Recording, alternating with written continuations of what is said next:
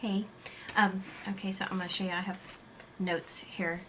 So if you see me looking down a lot, it's because I'm trying to remind myself to stay on track because I don't want this to end up being like 20 minutes long.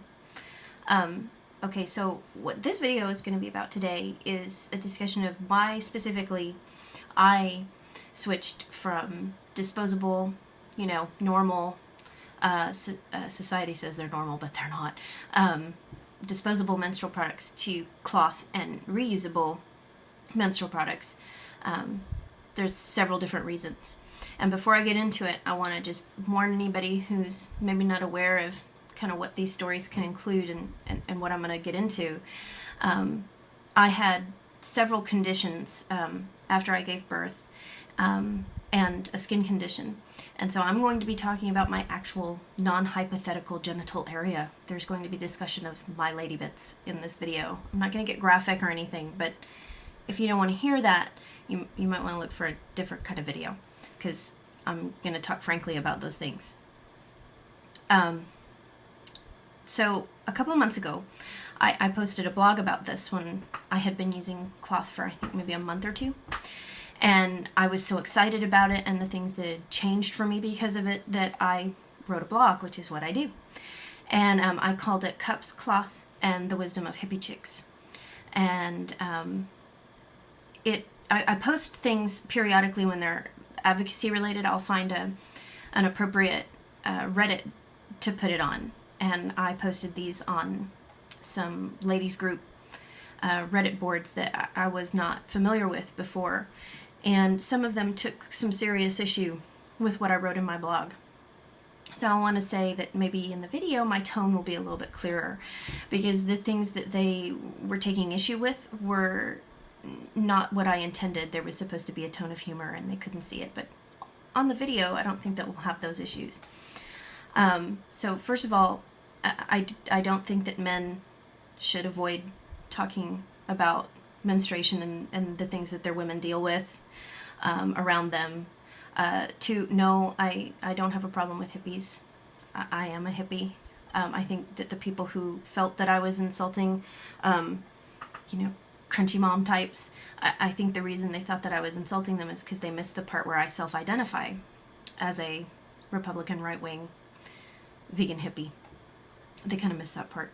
So I wasn't making fun of hippies. I was making fun of myself. Because, like a lot of women, when I was first introduced to the concept of reusable menstrual products, I recoiled. I said, that's just gross, and only like crazy granola people would even consider this. And I was making fun of the reaction that I had. I was making fun of the, quite frankly, rather bigoted response that I had to it. And so I'm hoping that by doing this and by having done the blog post before, that I can maybe at least in my own little circle, the people who are actually going to watch this and the people who read my blog, which by the way blew up. Oh my gosh, thousands of people read it. And I was so flattered, but at the same time it was like, whoa, they really misunderstood me, which was kind of another motivation to do videos. Anyway, I'm babbling. See, this is why I don't talk. Okay, so why I got into cloth. I have a really good friend. Her name is Billy Joe. Hi, Billy Joe. And I met her when we both lived in Japan. Now, this was about 6 years ago that she brought it up to me the first time. And it's because after I had my daughter, I developed two problems. First of all, I was pretty seriously injured when I gave birth to my daughter. I had level 4 lacerations. My sphincter muscle was torn terribly, and so there was a ridiculous amount of stitching that went on post-birth. In addition to which, I have quite a bit of nerve damage that led to, that didn't, ever heal back to 100%, even though I had physical therapy and my therapist did a really good job. We tried several things. We did the electro pulse stuff that they do, where they have this little metal thing that's like a bullet basically, and they put it up there and they force the muscles to contract to pull them back out of atrophy. So I have control over the muscles there, but I don't have, there's a lot of nerve damage, and so it'll always be, my control over my pelvic floor will always be weaker. And I have minor, and by minor I mean it really is minor, stress incontinence when I sneeze, when I blow my nose, that sort of thing. But it is, you know, enough that daily it became an issue. So that was problem number one, was minor stress incontinence due to nerve damage post childbirth. And then the other problem that I have is something that I've had all of my life, only it has spread and it became, because it's not anymore, it's a miracle, a skin condition called seborrheic dermatitis. And it took forever for that to get diagnosed. I get it pretty frequently and chronically in my ears and up here in my scalp, like around here. Like right now, if I get really close to the camera, you can kind of see some of the mottled discoloration right there. This is really mild. I'm not having a trouble with it right now. But you can see it. It kind of looks like maybe acne on the computer, but it's not. This is actually little red bumps from the seborrheic dermatitis, and I have it back on the nape of my neck, back here as well. Well, shortly before I got pregnant, actually, I was 28 years old. I started to have itching down in my nether regions. And so I went to a doctor. I was like, what is this? Because I didn't make the connection that it was the same thing that was going on my scalp and my ears. I've had that since I was a teenager.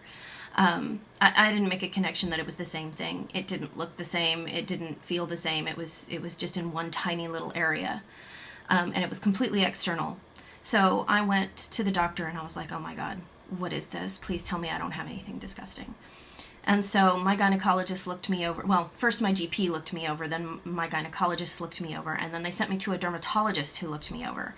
And they took blood and they took scraping samples, and it was a long process, and it was unpleasant, and it was, you know, invasive and everything. But I've been cleared for just about every disease known to man that has been known to manifest as a rash or itching sensation on a person's genitals. So my lady bits are good. But anyway, but I still had the itching. And as the years went on, it got worse and worse and worse. And it got to the point where I was clawing at it in my sleep. You know, I'm from Arkansas. We don't do that kind of thing when we're awake. We discipline ourselves because that's not ladylike. But when I was asleep, I would claw at it. And I tried every over-the-counter itch cream. Have you noticed that there's a proliferation of commercials now from brands like Vagisil? And what kind of company name is that? I've ranted about this on Facebook. Who names their company Vagisil? Because if you use a Vagisil product, are you going to walk up to the guy in the store and you'll be like, dude, hey, I can't find the Vagisil cream. Can you show me where it is? And you're not going to do that. You're just going to go buy a brand that doesn't have an offensive name. Anyway, see, this is why I don't do videos. This is why I blog. So what was I talking about even? So I tried every over-the-counter cream, and the dermatologist was the one who suggested that I use a selenium sulfide dandruff shampoo. And in America, you can get that over the counter. It's in the dark blue bottle for Head and Shoulders. I think they have it in Europe too. I want to say that I bought it while I was in Ireland. But it's the Head and Shoulders brand. It comes in a dark blue bottle, and it's called Head and Shoulders Clinical. And that one's different because it doesn't use the zinc, whatever. It's not white. It's orange. It has selenium sulfide in it. And he said that, you know, I could use that both on my scalp and on my lady girls down there. And he said that that should help. And it did to a degree. It mitigated it a little bit. But it continued to get progressively worse as far as chronic situations go. It wasn't getting better. It was getting more severe. And I had it more of the time. And I didn't make a connection to the itching being related to disposable products. I did notice, and I did mention to several physicians that the itching problem, the rashes and the skin flaking and the raw everything, I mean, it got to where it hurt. It didn't just itch, it hurt. And it was worse during my cycle. And I'm going to pause the video here for just a second because I'm going to show you a couple things. Hi, okay, I had to turn the camera around because the way that I got used to using the camera, I noticed that when I put things in front of the camera, it's a mirror image flip. So I'm going to show you some things, and I wanted you to be able to read the text. And if I do it on my normal camera thing that I've set up for this little area, you won't be able to read it.